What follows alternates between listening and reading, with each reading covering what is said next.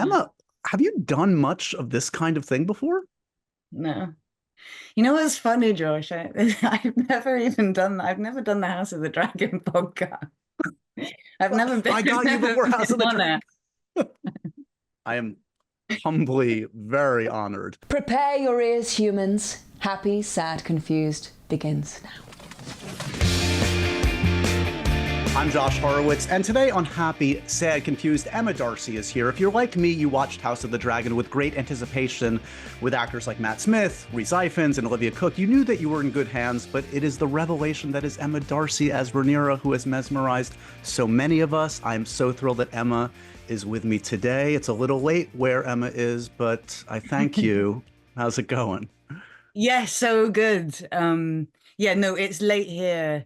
Sort of by comparison, your life looks very well organized. And as I look at my little picture of myself, it looks like I'm shooting a video diary in like a 90s horror film. Yeah, Doesn't it's a it? kind of Like, it's kind of it's it's kind of like, video, yeah, horror film slash hostage video. yeah, exactly. Like, if any of my family are watching, Yeah. yeah, Want to hold up a um, newspaper? Emma is okay. Yeah. yeah, exactly.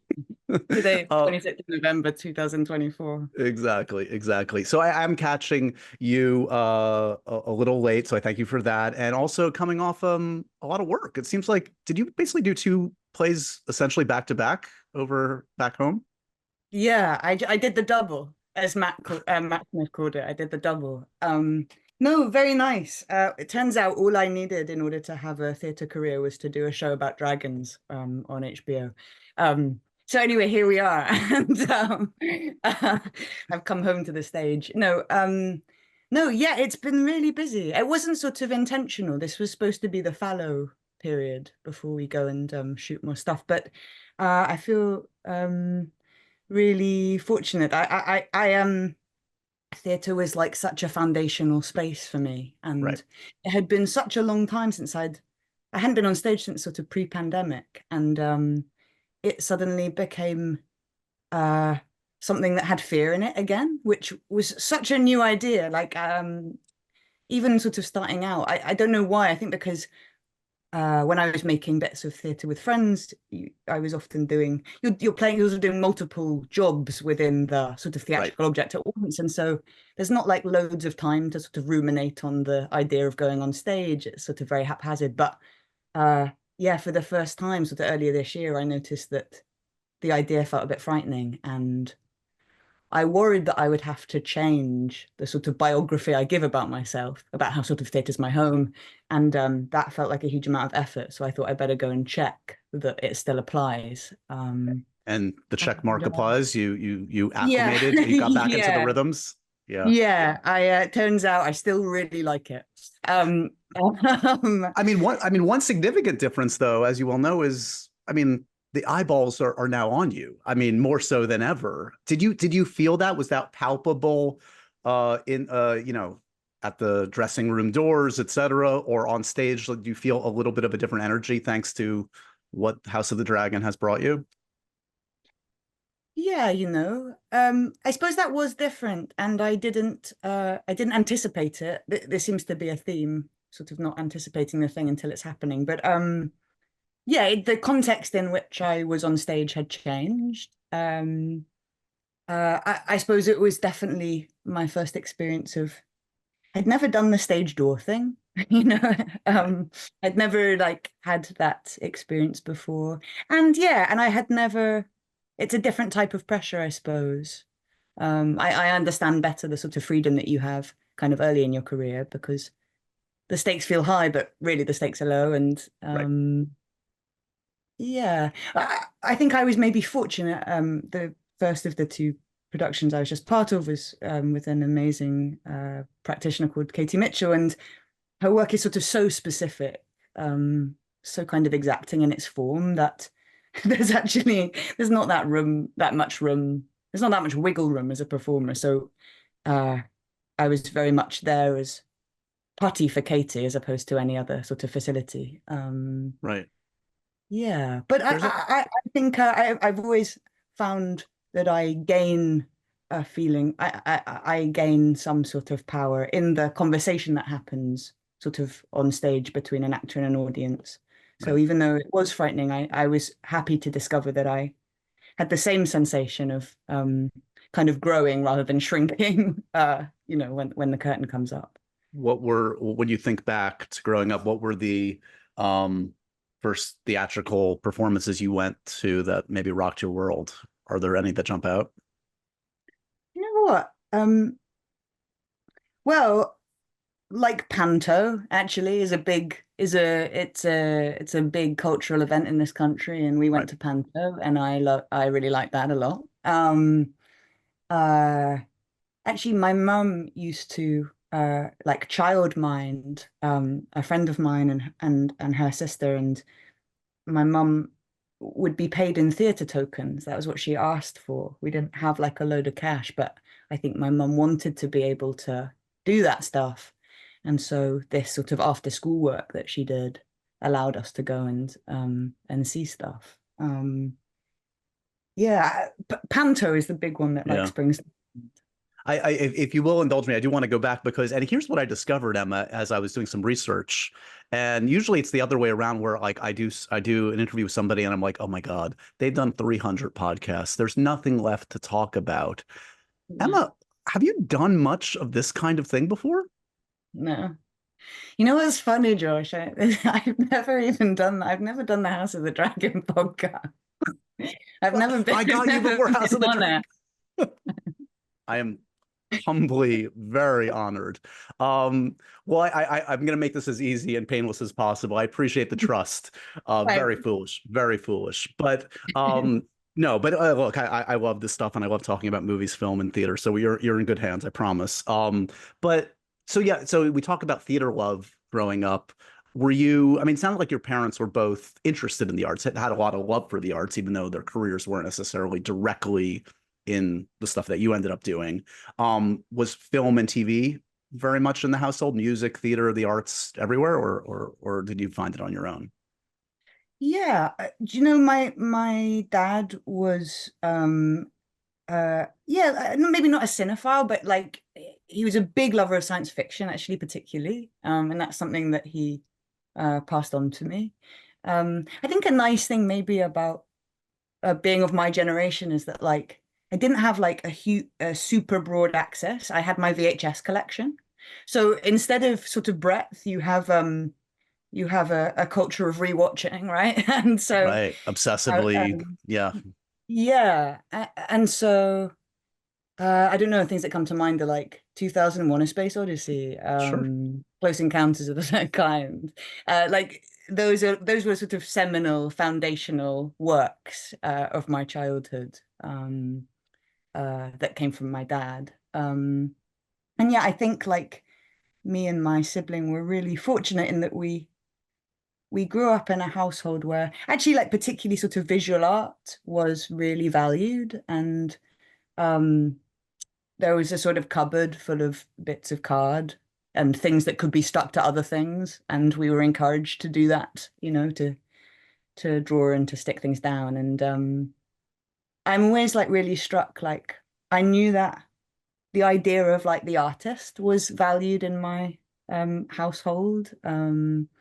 And I sort of knew that we didn't have much cash, but the thing that was sort of heralded was this sort of idea of the artist. And I'm always really amazed when I meet people who, you know, who are artists, who have a sort of deeply artistic sensibility, but for whom that wasn't part of the value system. Because Right. They had to really seek it out. Yeah, yeah, yeah. yeah, and like what sort of opened that? What because in a way I followed the formula. um Right. I did as I was told, actually.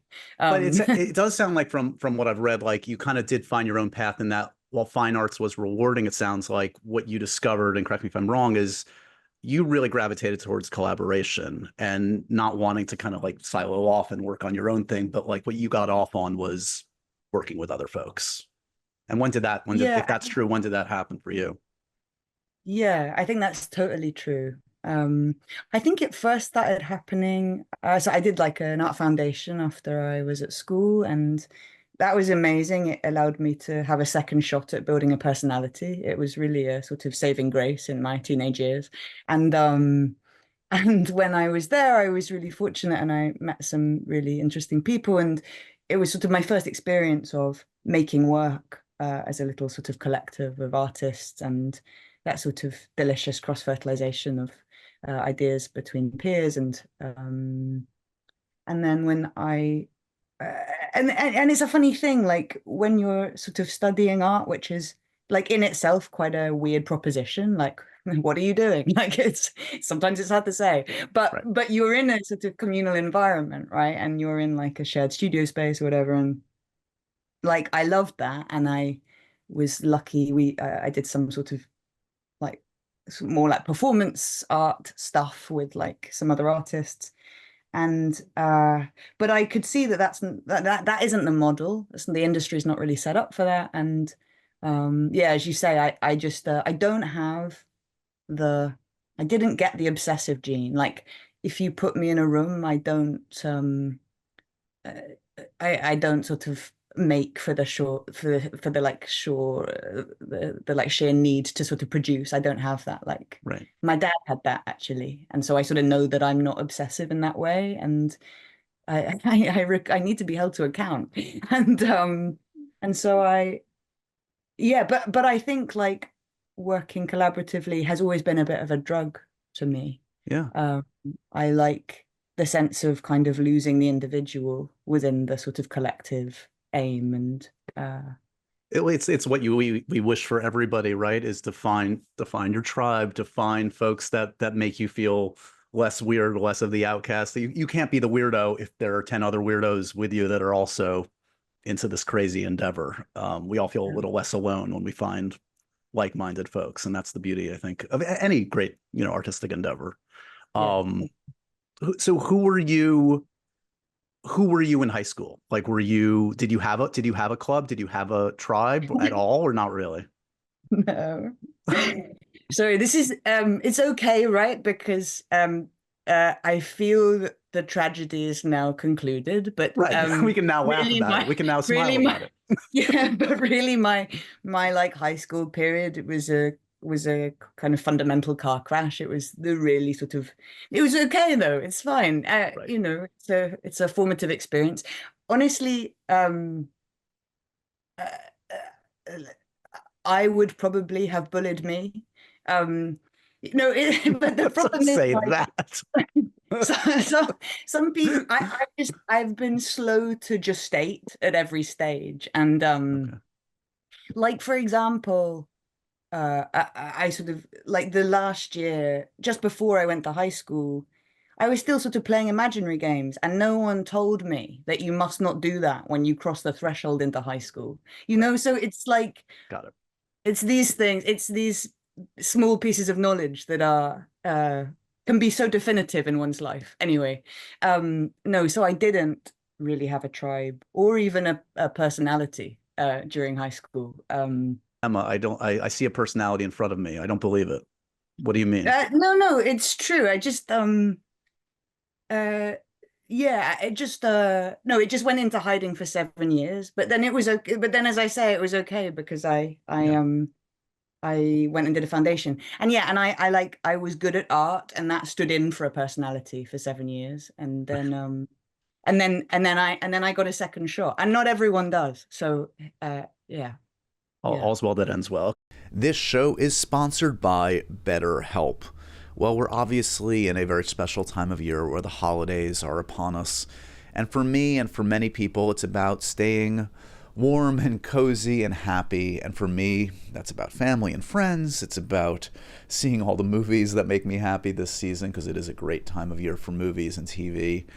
And it's about having that delicious hot chocolate, because that makes me cozy and happy.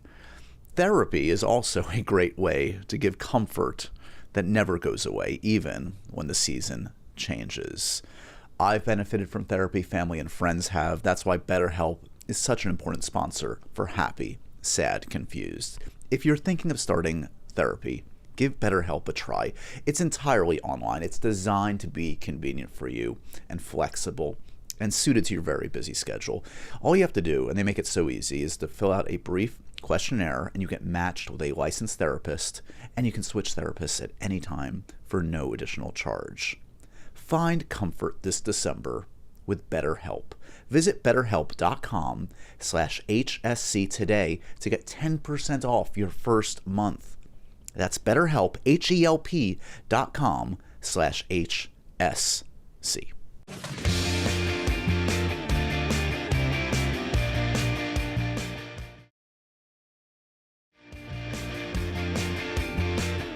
Okay, so let's start to get into the career stuff. So you find your tribe, you start to collaborate, you're working in theater. Do you have a mind on getting into film and TV? And did you see a place for yourself? Did you see a path? I didn't like anticipate ending up on screen. It didn't it wasn't like a sort of clear destination that I was sort of driving towards. After I left university, I was kind of committed to theatre and was sort of just trying to do that for as long as I could get away with it. And I think I had to work out what it meant to be a gender non-conforming person who wanted to also act. And I briefly thought, and not in a particularly sort of regretful way even, I thought, that you can't have both. You sort of have to choose. And I sort of didn't mind that because I'm a sort of closeted workaholic. So at the time, I sort of felt like a it felt like a sort of necessary evil of something that from which I derived a lot of joy. I don't know. And so do you feel like at that time, in those early years, are you leading a split? Like, you're not hiding anything, but you are leading a different kind of identity for the purpose of, I don't know, making folks comfortable or what? I mean, I get it. It's a confusing. These things have shifted very quickly in the last few years, and I can only imagine. And I was quite like slow to the language. Also, it's not like I could explain myself, like for a long time I couldn't explain myself. And I suppose when I joke about having no personality in high school, like probably the beginning of a battle was taking place that again I had no language for, and in some way like I couldn't help but mark myself out. It was by accident, but some of that internal warfare was presenting itself externally, and that didn't help in the process of making, finding a tribe, as you put it. But and then in my like sort of early 20s, it was only after I left university that sort of language started to reach me that felt applicable to the experience that had been playing itself out for the sort of previous 10 years and longer. I had I think in the process of trying to get an agent, which is what I understood one had to do if one wanted to be an actor, and although I wasn't maybe admitting aloud that that's what I wanted to do, I sort of, like somewhere in the private corner of my psyche, that was a sort of quiet ambition. And I think in the process of that, I began presenting in a way that was more feminine for like for the first time. I mean, not particularly extreme, but I sort of grew my hair and like I had the markers of a woman actor. And then I did get an agent, and that was great. And I suddenly had this panic that I'd like misled him, and that I had fettered myself to something I couldn't live as.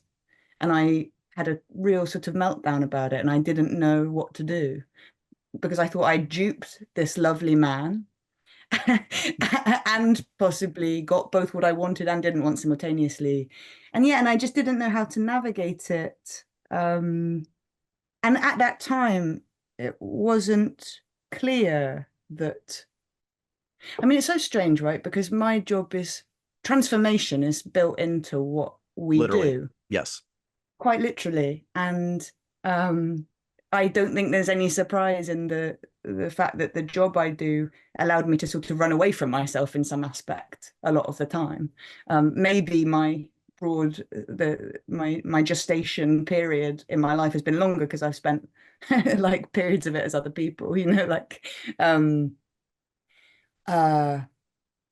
but yeah, and the industry remains, and certainly was at the start of my career, pretty conservative when it comes to casting. And actually, like, weirdly, there's sometimes, I think, a slight imaginative failure when it comes to casting. Like, actually, we have such extraordinary technology in sort of hair, makeup, and costume for transformation. It needn't feel like an obstacle, and yet, for like many reasons, So yeah, it's been like an amazing period of learning, that you can have both, and that you can live in the gaps in a way that is comfortable and satisfying, and also go and do your work. And yeah. So when House of the Dragon happens for you and you actually get the role, do they bring up how would you like to identify? Like, I mean, is that something you brokered with them? Is that a touchy? I mean, it's a touchy thing to discuss, and this is a big moment in your life and career for 1,000 different reasons. Can you take me through the thought process of like, this is the time to shift professionally? Yeah. So as you say, prior to that,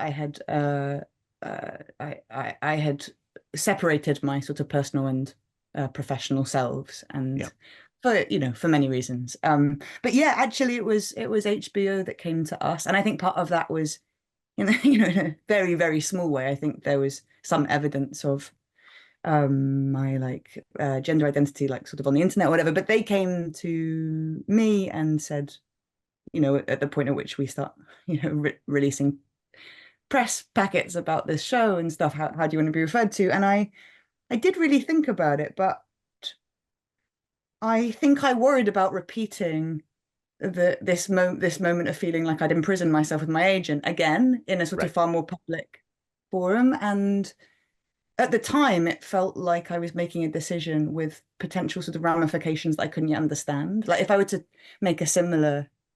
to make a similar decision now, I would have a much better sense of the parameters of something like that. But at the time, I didn't have a profile. Like, I just couldn't. Knew something big was happening, but like, it's hard to actually wrap your brain around what's coming, I'm sure. Yeah.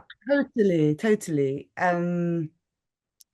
Yeah. And so, but then, so then we just said, and then rather than being two people, I was one person, just like that. Amazing. Yeah.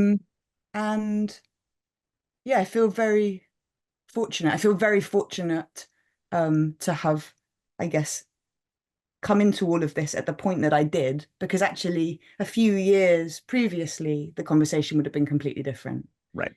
And or non-existent, or I would have had to have a sort of formal sit down with everyone, later. Like, I don't really, that's not really like my way, but I think I was very lucky with the timing. So let's dig into the substance of the show and this amazing character. As I understand it, you are auditioning, you're in the process, and you come up with a pro and con list. Is this true? Is this accurate?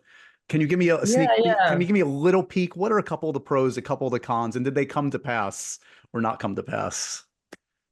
Well, so the big con, as I remember it, was like loss of anonymity, because I'm like a deeply introverted person. Yeah, you're in your bunker. You're in your hostage bunker. We see. We get exactly.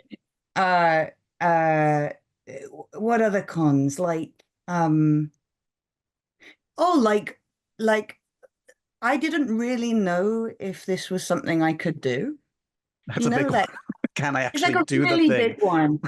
Can I do the thing? And if I can't, I'm gonna find out with like a lot of other people at the same time.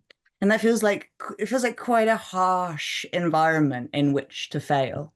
And I'm not even like, I think failure is a really important part of one's practice. It's just I would have chosen sort of the very most sort of public forum in which to do that. I worried about this sort of stuff, about like the having to be yourself bit. Like, I've always felt a lot more comfortable as other people. And I think that's like a kind of interesting paradox about the like requirements of the contemporary actor. Like, so many of us have unhealthily sort of run away from our own discomfort by playing other people, and now we're brought out to I don't know, present ourselves. I just had literally this entire Paul Mescal just did the podcast at the end of an insane press tour for Gladiator I can't 2. imagine. And it was actually a fantastic conversation because it was all about this. It was like this push and pull, and you know from his work like what he gravitates towards, and he's a true artist. And it's like, but he did the hot ones, he did the puppies, he did it all. And it's just he's wrestling with it in real time, and you all are. And it's kind of a fascinating push and pull. Unless your name is Leonardo DiCaprio, you kind of have to play the game a little bit. Yeah, it's kind of crazy. It is crazy, and it takes a really long time to have any understanding of the parameters of the game. I think this is the thing that makes it quite like in turn sort of frightening and absurd. I hope Paul's all right. I can't really imagine the scale, the intensity, the requirement, I think something that I've thought more recently is that it's very important to contextualize that stuff as work, because sometimes, especially the event side of that thing, it's sort of presented as I don't know, like sort of a social like event. There's a sort of fetishization of that object, and in fact, it's a marketing tool, and that's fine. And I find it really useful to put it back in the right box. Because not least because it means it's okay to feel very stressed, Right. One can also do at a party, and I frequently do, but you're talking to a kindred spirit. I was an outcast in high school. I'm an outcast at parties. We can hang, Emma. It's okay. Also part of the lore of you taking on this role is I think you broke bread with Emilia Clarke, as I understand it. Can you reveal, without revealing too much, a little bit of what was helpful to hear from her before you jumped into this crazy endeavor? Yeah, I did break bread with Emilia. She was so generous. It was beautiful, actually. It was such a nice evening. She was incredibly frank. She was super candid. And her advice was amazing because it was both sort of broad, embracing wisdom about I suppose the sort of the psychic change that one's about to undergo, but also like practical stuff. Like I really remember her saying like, your trailer is your space, decorate it, use it, just like tiny things. And like, we talked about the practicalities of wearing a wig every day, what that does to your scalp, the issues you're going to have, it's like really good. The real stuff. Yeah, the real stuff. I mean, I feel fortunate because I think, again, we experienced a fraction of the baptism of fire without trying to make some sort of Targaryen pun that Emilia went through. Right. But even so, I suppose it's like this show has you enter something with a history that precedes you, right? And that's quite a like specific environment to find yourself in. And I think I've felt until just recently like a sort of trepidatious visitor, but I now feel like I sort of got my citizenship. Maybe I don't know why, but after the second series and that's sort of done, and I feel like, I feel more confident in my citizenship. You should. I mean, I feel like you could easily delude yourself. And I read something to the effect of this, like the first series, like, oh, I don't come in until halfway through. I'm not an actual lead of this. Sorry, Emma, you're the lead, arguably, of this show as much as anyone. So, but yes, it takes time. And look, all of those accoutrements, this is a very unusual job for 1,000 different reasons, the lineage, everything about it. I would imagine a lot of the help comes from the company of actors that you're keeping, and I've been privileged enough to get to know some of them. Let's talk about a few, because the internet loves few things more than you and Olivia, as you well know. Do you remember first impressions? Did you guys connect on a deep level immediately, or did it take some time? How did that relationship Yeah. develop? Yeah, I feel like a slight scratch record because I do just love her, and I loved her like immediately. We met sort of the first time we met both we met Miguel and Ryan, the showrunners on the first series. They had us over for dinner when we were both cast. And it was the first time that me and Olivia met, and I sort of clung to her, I think. Like uh like some sort of lichen. I uh, I don't know what it is. I don't know why I don't know how we were so fortunate, but I sort of recognized her, and I think maybe she felt the same. And um, it didn't take long to feel to have like a deep sort of shared understanding of her, of each other. So weird our job, right? Because like out of nowhere, someone walks into your life who becomes fundamentally important. And I'm like sort of blown away by that on repeat. Like, so kind of miracle, and also even like a potential danger of project-based work like this, especially as like an actor or a maker, or I think any creative who has to come in a sort of open-hearted way to work collaboratively with others. Like, you just don't know how important someone's going to be. It's Yeah. like nuts. And Liv is one of the sort of pillars in my life, which is, you know, what a remarkable thing to happen. Like, shouldn't be The allowed, gift. really, but yeah. You're allowed. Were you aware of the word? Did you know what shipping was prior to being a part of this show? The Sorry, massive. say that again. Were you aware of the word shipping prior to this show? The idea? No, this is new for you. Yeah, yeah, yeah, Do you get a yeah. kick out? Do you get a kick out of it? The folks that project whatever they want to on this relationship on screen that you guys maybe are putting there, maybe aren't putting there.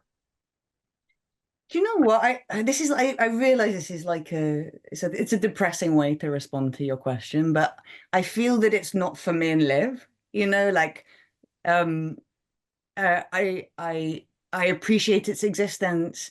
I leave it well alone. Right. We're respectful neighbors, and that feels like the sort of appropriate way Fair to enough. relate to that stuff.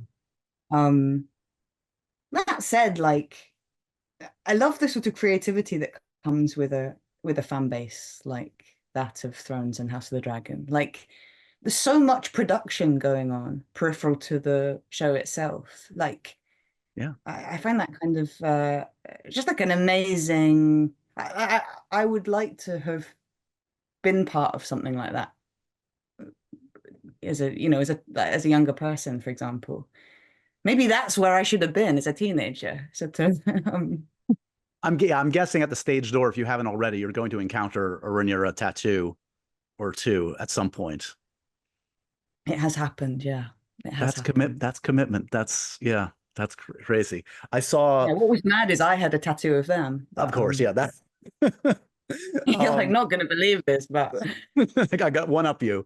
I saw our mutual Matt Smith very recently at a one of those crazy New York Comic Cons. He is one of the most delightful humans on the planet. So talented, and um, he likes to play a game with me, movie star or actor. Does he play that with you? Is Matt Smith a movie star or an actor? What do you think? ah, ah, ah.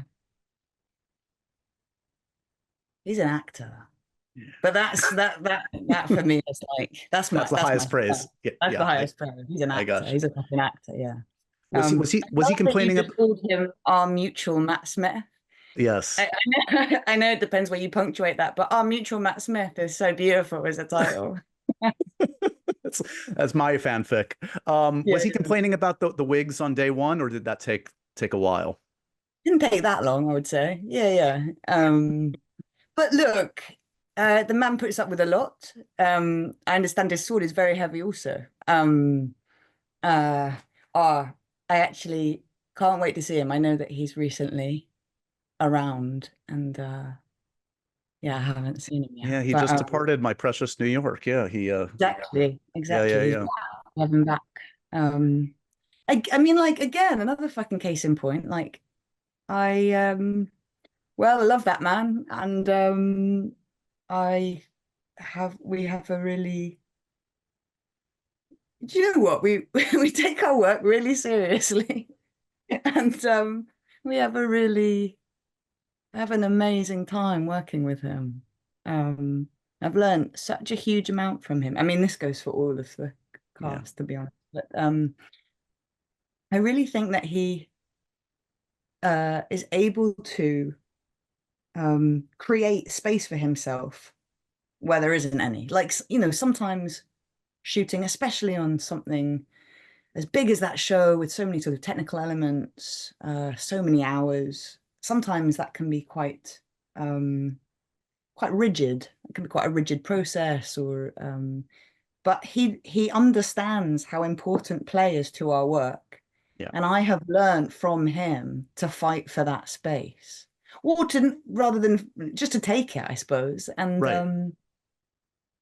yeah, it's amazing. It's amazing. And it was such a joy for me to learn, to sort of watch him and learn what kind of excites him, and what like sort of lights up his appetite and his sort of his imagination. And it's so nice. Like, he loves something new. Like, just say anything on a take that's new, and he's just yeah, and yeah. where there's some danger in it. Like, I feel Hmm. like we're able to, or we both maybe have an appetite for something dangerous. And yeah, it's like very exciting. It's a very exciting thing. He also likes a good 90s erotic thriller, a weirder rabbit hole to go down with Matt Smith. I also, you know what I recently watched? Jane Campion's In the Cut, Oh, which but yeah, Meg Ryan. absolutely bangs. God, that's a good film. Mark Ruffalo, 100%. Yeah. Fucking amazing. That was a Anyway, yeah. We could go down that rabbit hole.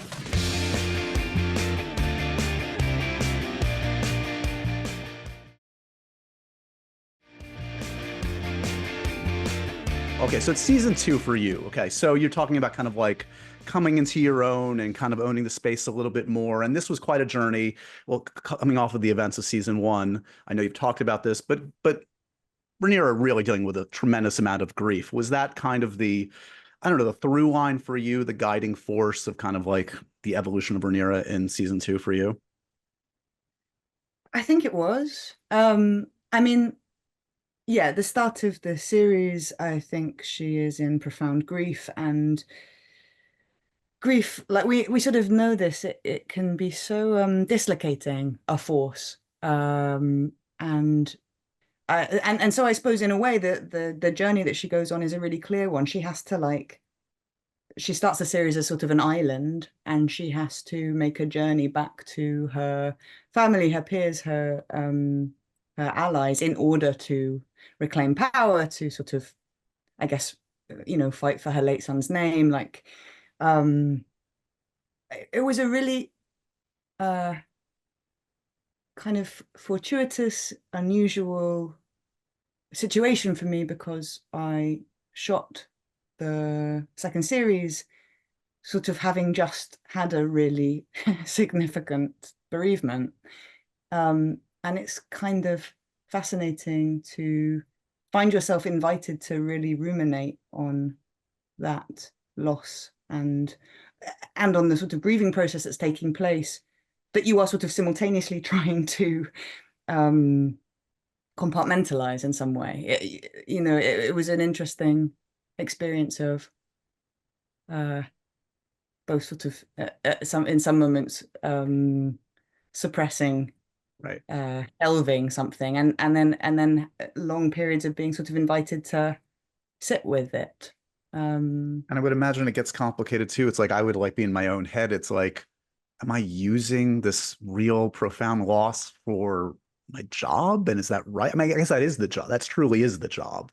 So use your life, use all your experiences. But at the same time, when it gets that important and profound, it's complicated. I think it's complicated. I think it's complicated. Yeah, like I think normally my feeling is that a big part of the main part of our job is pretend. I feel that quite sort of profoundly, and that the most like important muscle for an actor is the imaginative muscle, and that if you are really I think like I say this for myself, like sometimes I think I have to be strict with myself about kind of working my imagination and not being lazy essentially. But the payoff, if you really do the sort of imaginative work, is that I think the resource keeps giving in a way that your own stuff can start to thin, or you're genuinely working on that, right? You're genuinely working on the sort of categorization of that stuff. But then I suppose the unusual thing with grief is that it feels sort of physiological in some way. You are a different person. You are like a stranger to yourself. Like I was a little dislocated from myself while we were shooting series 2, and that wasn't something I could sort of opt out of particularly. But I mean, at the same time, sort of how lucky are we to get to do a job in which like all of the facets of one's life are sort of taking place simultaneously. I don't know, like Right. You can't not bring it. Yeah. As much as you want to create sort of professional boundaries and stuff. Yeah, but it was an unusual experience. It's a specific experience for me. But by my math, I think it's been probably about a year since you all shot the last season, and it'll be presumably still a bit of a break before you get to series 3. I mean, is it the kind of thing like you don't even think about Rhaenyra between seasons? Are you thinking about what you're hoping to explore in the next season? Are you checking in with the showrunners, or is it sort of like when they're ready, we'll talk?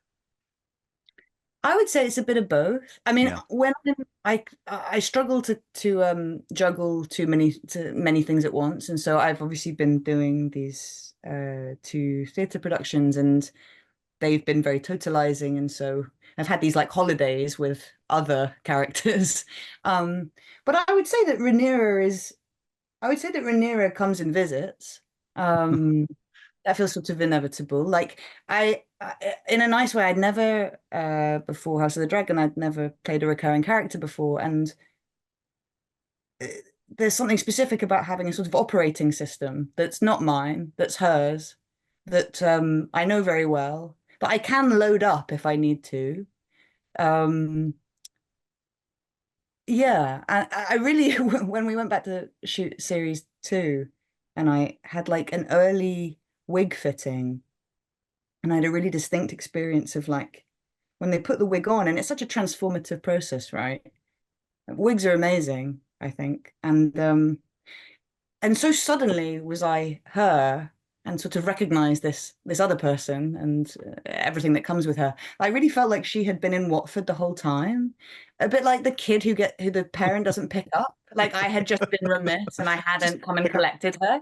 Pick her up, Yeah, put her on. Yeah. totally. And I was like, so sorry, I'm back, I'm here, blah blah blah. And yeah, I check in with the showrunners. I mean, and the writer Sarah and Ryan, and I mean, we're lucky because it's a really beautiful group of people, and so that I count them my friends, and I we check in on a personal basis, and occasionally I'll ask, so like what are we thinking?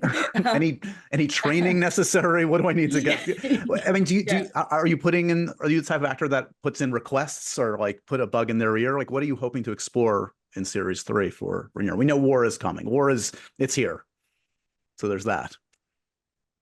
The petition I put in is I want a weapon.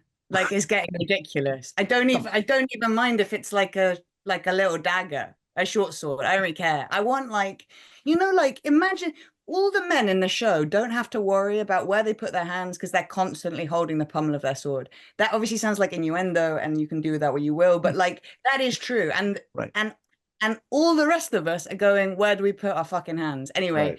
next year, one hand is going to be taken care of. That's what I want. I want a sword. Uh and I've been really clear about that with Ryan, and I think that's happening. In terms of like, what happens next, you know, something that struck me recently is like, actually in both series, circumstance means that she's quite often a reactive character. She's in like a reactive position, and at the end of series 2 is maybe the first time when she is in a sort of superior position politically. And so, like, I sort of don't know the answer to the question of what happens when she is in a position of genuine power, not being sort of undermined left, right, and center by her own council. Right. She has the strategic advantage. This is like a really new set of conditions. And I think the thing that we saw towards the end of the second series is a person who, for the first time, had to make a really distinct choice about her own destiny. Like she inherited the heirdom. There's lots that comes with that, but when the threat, when this threat enters that perhaps her father changed his mind on his deathbed about the succession, she's sort of forced to make a choice, right? Because now we're in the world of conjecture, and she may think that's unlikely, but if there's any threat that that's true, she has to sort of make a decision about what she wants for the first time. And I think that's where we see her suddenly lean towards her faith, the sort of historical legacy of her family. And there's something kind of fanatical about her behavior as she sort of takes up her own name. She like ordains herself, I think, toward the end of the second series. And that too, I think, is frightening in a way that I really like, because suddenly, yeah, I think we're approaching the realm of fanaticism, and that sort of feels like where faith starts to beget faith. And yeah, I think that becomes quite a sort of frightening character. I want to test the audience's loyalty to her. You've engendered all of this goodwill, and now let's test that. Let's see what happens. Yeah. I love it. I wonder how unsympathetic she can be. I mean, I don't know. I'm not writing the thing, but that's I'm excited to test those relationships. Well, you can have the dagger. You're going to be stabbing everybody next season. We know that, so you got to be good. Yeah. Or opening letters. We don't know. You know, like, What a twist! A very clean tear. Yeah. I know the time has flown by, but I do want to mention The Talent, which I saw as well, which is a fantastic short film you star in. I'm just curious, like the space you find for something like this, which believe you produced as well. Is the endeavor like create something to keep the juices, the synapses firing? Like, how does this one come about? And does it speak to anything about, I mean, I think back to our early part of the conversation about the collaborative nature on set. This is about kind of a set PA assistant kind of overstepping.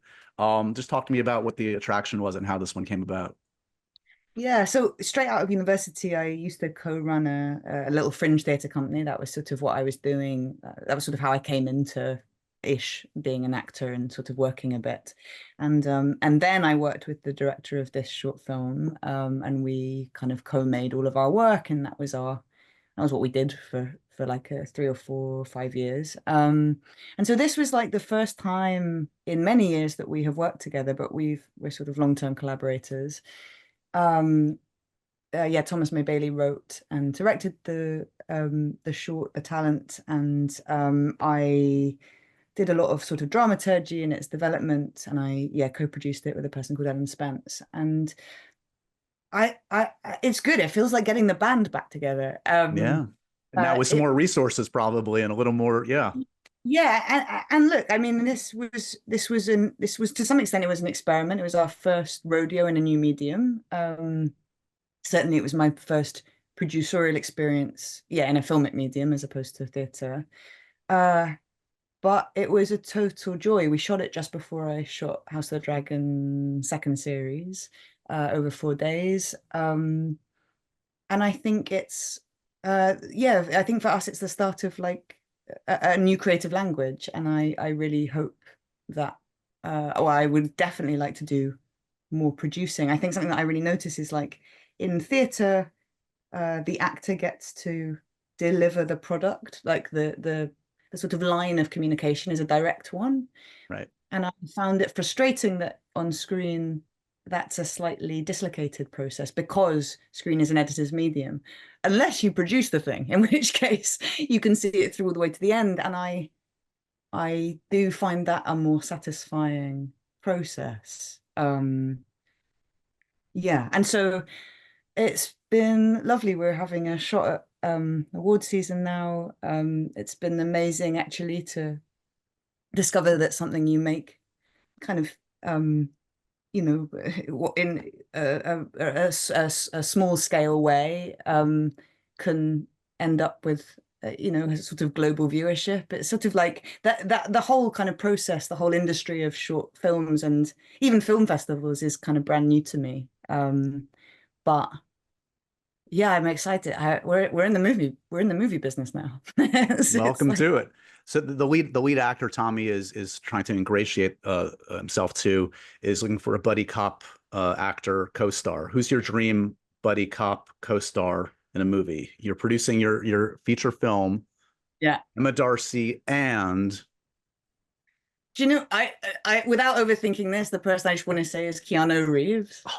this is the correct answer. Of course it is. It's the correct answer, and you mustn't second guess it. You know, you just the name comes from the gut, and you say Right. it, and it's The Keanu heart, Reeves. the gut. Yeah, it is. Yeah, yeah, Of course yeah. it is. Yeah. What's your Keanu film of choice? Is it all like, rattle off a couple for me? My Own Private Idaho, like the fucking Matrix, John Wick, John fucking Wick. Yeah, yeah, man, imagine if that was real. Imagine if that was real, a buddy cop movie that's me, Keanu Reeves. Just invite me to set if it happens. I'm hoping we secret into the universe something today. Yeah, absolutely. All right, we're ending with this. The happy, sad, confused, profoundly random questions, Emma. These are a little bit more rapid fire. Are you a dog or a cat person? Cat. Okay. Do you collect anything? Postcards. What's the wallpaper on your phone? A picture of my dad. Any actors you've ever been mistaken for? Does it happen? Hunter Schaffer. What's the worst note a director has ever given you? That's a great question. Did you mean to do that? Passive aggressive much? Yeah. So good. It's so good. It's so good. And I was like, yeah. Yeah, that's called acting. That's my A-list game. That's my good stuff. I was really trying. Yeah.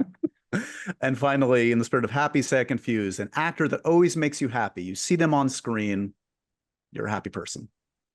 Oh my God, so many.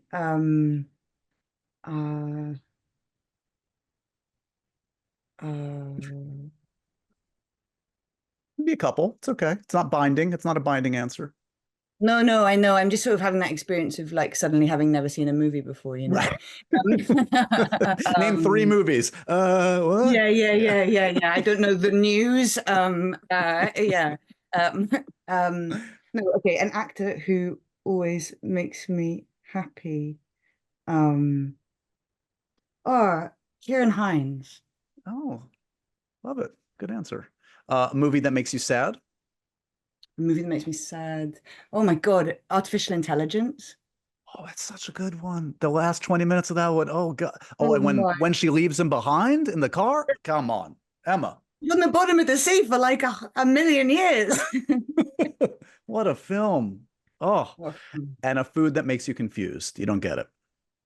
Um, oh, boring, but coriander. I have the gene, so I literally don't get it. It's a genetic thing. Okay, got it.